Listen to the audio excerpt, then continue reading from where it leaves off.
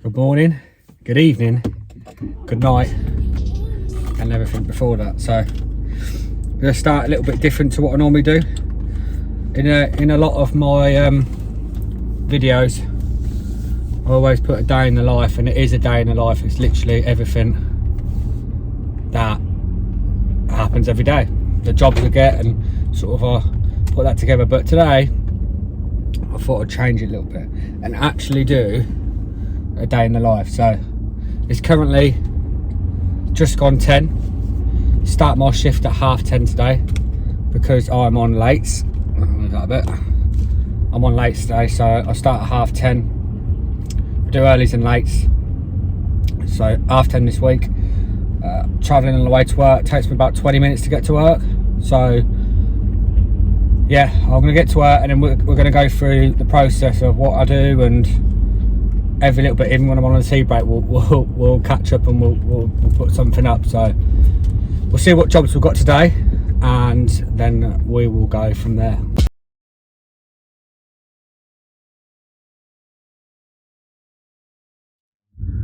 So we are here for another day, another dollar, as they say. So let's get parked up, let's get cracking, and then see what work we have got for today's shift.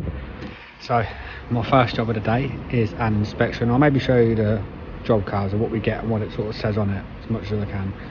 We've got a few jobs to do on this. Particulate matter sensor needs doing. These are from Defects. We've got a night heater I've got to do on it. Now this is a 4x2 tractor unit, and I don't know whether you've ever done one before on these newer ones, but they are a fucking nightmare. They are a pain in their arse, like a proper shit job.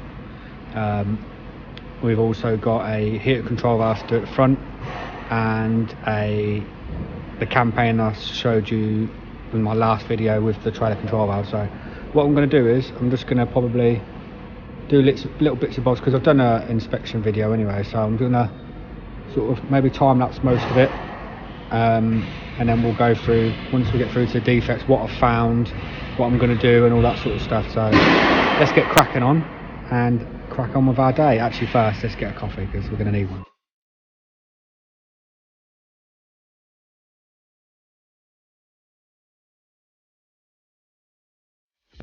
So it has come back, replaced the valves on these batteries, battery test, so added to another job because we're going to be putting batteries on it now as well. So it's one of them things, the list goes on.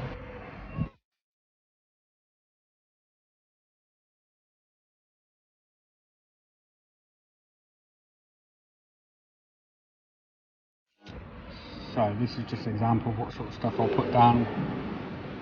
Tyre depths and everything. I'll put a lot of it on my hand first before I actually write it on here. What a day.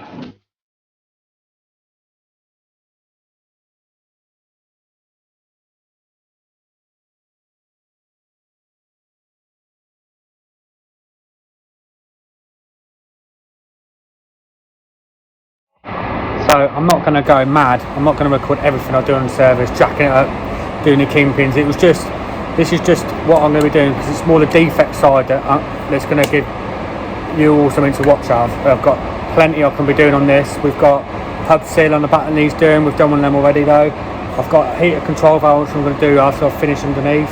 I've also got a night heater that I'm going to be doing. I've also got shock, I probably won't record that, fuel tank rubbers. I've got a fair bit that I can be getting on with, so I'm not going to record the rest of this, because obviously maybe next time I'll do a little bit more in-depth of the service. But if I do all of that and then add defects, I'm going to be here all fucking day with it. So I'm going to probably record this in like 2 parts of what I do. So inspection wise, I'll finish off camera and everything, and then we'll do a video on doing the night heater on this. The PM sensor I don't mean to show you, but I'll show you little bits of where it is quickly. We've got a heater control valve at the front, we've got discs on the back and everything, so we've got plenty we can be getting on with this truck that I'll do in separate parts of videos. So what I'm going to do now is I'm going to carry on. I'm going to grease. We've done the tyres been changed on the back because there was an imbalance in depth. One was 3 and one was 15, so they've been done. The front I'm going to jack up and then do the kingpins and everything like that, and yeah, that'll be I'll just do the rest of it off camera. I don't need to record that as well. So I'm going to get cracking on, and then as soon as I'm ready to start doing little bits of defects and stuff that I can show you what tools you need, where it's located and all that sort of stuff, we'll get onto that. So I'll see you in a bit. So this is our next job. Heater control valve underneath the front of the grille. 3 pipes, 1 plug, 1 Torx bar holding it on. We're changing this because, not because it's been leaking, but because it's not regulating the heat, so it's just blowing out cold, and we've had loads of these that have been faulty. So we're going to replace this valve, and then we'll bleed it up and make sure it gets hot. So yeah, let's get cracking on.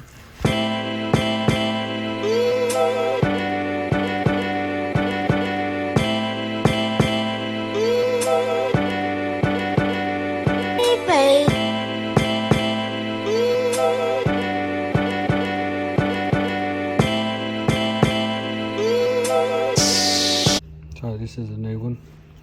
Got a plug on there, 2-pin plug. There's all our pipes. There's the mounting point, so pretty easy. I'm going to get this new one bolted in, and then we're going to bleed it up and make sure all the heaters and that's working okay. So yeah, not a bad job at all. I'll get you the part number, and let's get cracking on.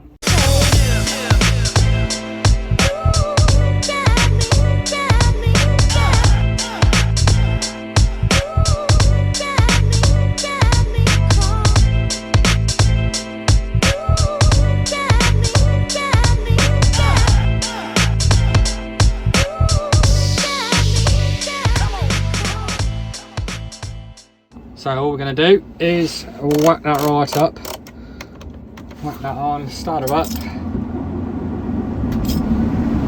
let that heater blow through, make sure it blows through hot.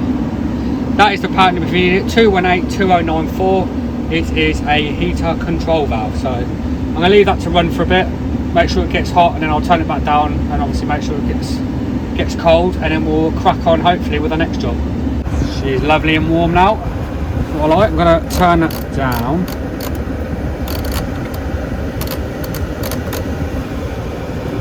And see. It's definitely cooling down already. Beautiful and cool. So that's cooled right down. And I'm just going to quickly whack it back up to high. Make sure it just doesn't yeah. And that's warming up really quick to warm as well, so that's nice. That's that nice simple job. So you're going to need for that, you're going to need Torx. I think it was T30. You're going to need I need to get myself some pipe clamps to undo them clamps, but anything like that, you're going to need like a little flat bow screw to take the plug off, and you're obviously going to need to top the coolant up and that. So fairly easy job there. So that's one job out of 15,000 that needs to be done. Next job I'm going to be probably looking at is a PM sensor. So we're going to plug that in from a fault that we saw the other day. We're going to go through the defects, and then we're going to replace the PM sensor. So we've done a scan, and this is our fault. Highlight here so you can see it. Particulate matter, PM, control sensor, high voltage, short circuit to positive. So we've got a dodgy sensor. We've already got that in. This has got a few faults on it. Something that I probably will need to have a look at and find it is gearbox. The supply voltage is too low, but it has got a dodgy battery in it, so I'm not sure whether that's maybe something to do with it. So what I'm going to do is I am going to get underneath, and then we will fit a new PM sensor. So I'll show you what it is. I'm not going to record it because I've shown you before, so it's I'll show you where this is, and then we'll move on to our next task. So there is our particulate matter sensor. So nice and easy, plug here, round, and cable tied out of these two. So I'm going to get cracking on with that, and we'll move on. And there we have it. 24mm for these. Cut all the cable ties, and then 8mm, 8mm. Take the plug off. So pretty simple. All you do now is just clear all the faults, and then you should be all good with that. So that's the next job done, and then we'll move on to the next one and start looking at the night heater. So with anything with this job, you could be doing one job and then you get pulled off to do other jobs. So the one I'm doing it's going to take a couple of days with all the stuff I've got to do. So I've now been put onto another job. So this is a 85 CF, older one, 2014, door lock and handle that's just don't open the door properly. Now I've had a look at this before and we've ordered a new door lock and everything, so we're going to have to take all the door card off and everything. So I'll show you as much as I can of that. I'll just quickly show you what the door handle's like. So this is the handle, like literally before it opens. So yeah, we've got a new lock in there. Both parts, the outer and inner lock, so we're going to be doing that now. And then we'll probably wrap this video up after this. So I'm going to get it in, get the door, show you how to take the door card off and go from there. So this is our second job. That one behind we'll go to tomorrow. So this one is the door lock. I'm going to show you how to strip the door card first. Yeah, but I notice I work on a lot of DAFs here, a lot of DAFs, Mercedes and everything. So it's interesting. It'll be interesting to see other manufacturers, how different they are for doing these sort of jobs. You know, drop down and comment if you work on a Scania all the time or a Volvo, or if you're hard enough and bad and working on maybe an RV car or whatever. But let me know. Like, it'd be interesting to see how much different and how much easier they are, or whether they're harder than this or more complicated.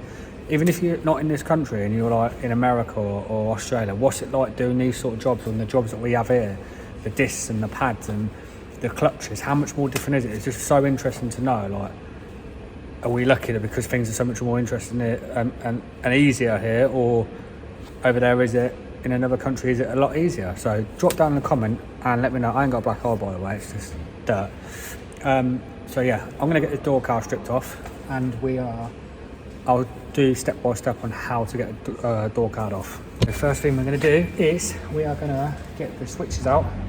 So we'll get them out first.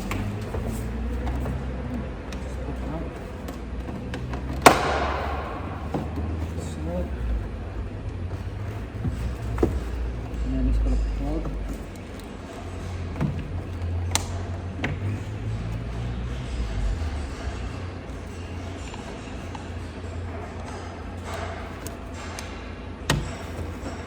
Right, so that's off there.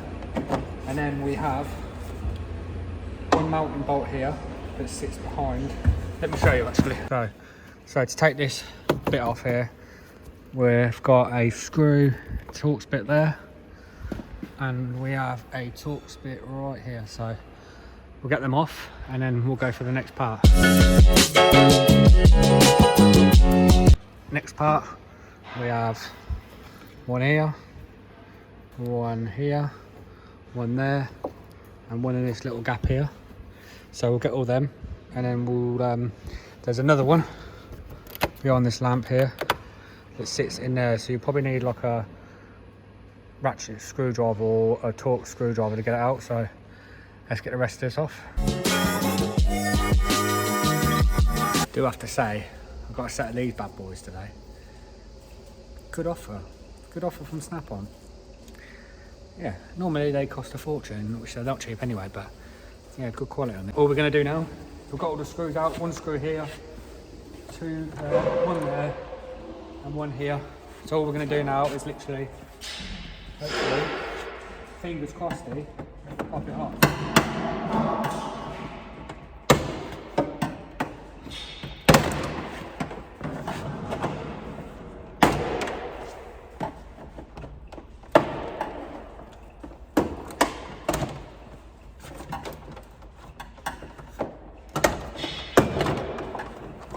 Also, when you pull these off, you've got to pull them out and lift them up.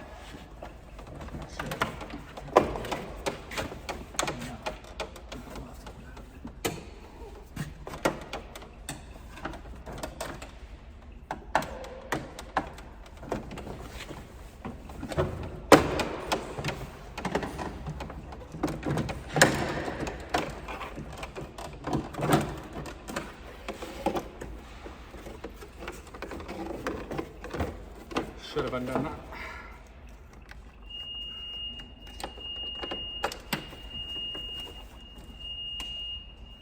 Yeah, that's the door card off. So what we're going to do now is we're going to take this off. One bolt there, one bolt here, one there, one there, one there, and one here. And then that literally just pops off. So let's get this off. Get some steps because, well, because I'm a fucking short ass basically. So we're going to start taking this lock here out and one internally. So yeah, then it's time for lunch because I'm fucking starving. So yeah, let's get this lock out and then we will crack on with the next bit.